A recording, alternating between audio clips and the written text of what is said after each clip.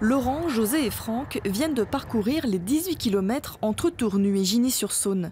Après plus de 2 semaines de marche quotidienne, à raison de 30 km minimum par étape, les organismes commencent à puiser dans les réserves, mais ils gardent leur détermination.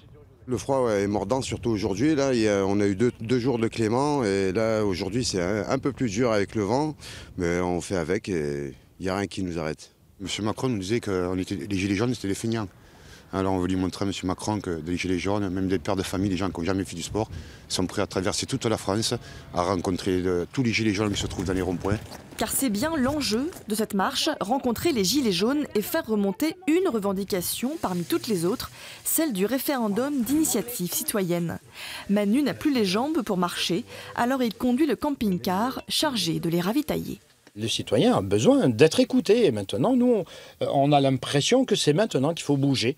Voilà, que si on ne l'obtient pas maintenant, à mon avis, on rentre se coucher et on est parti pour 2 générations d'esclavage, tout bêtement. 1 heure à peine de pause déjeuner et le trio reprend la route le long de la Saône.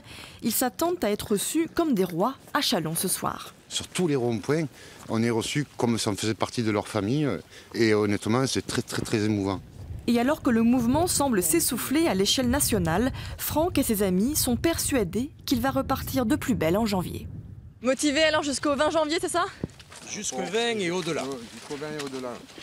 Et voilà, Laurent de Viviers, Franck de Marseille et José d'Arles ont repris leur route vers Chalon-sur-Saône, une dizaine de kilomètres devant eux. Demain, et ce sera encore une étape en Saône-et-Loire avant de remonter vers Lyon puis Paris. Leur objectif, ils demandent à être reçus par les députés dès le 21 janvier prochain et ils remonteront alors toutes les revendications des Gilets jaunes rencontrées sur leur passage.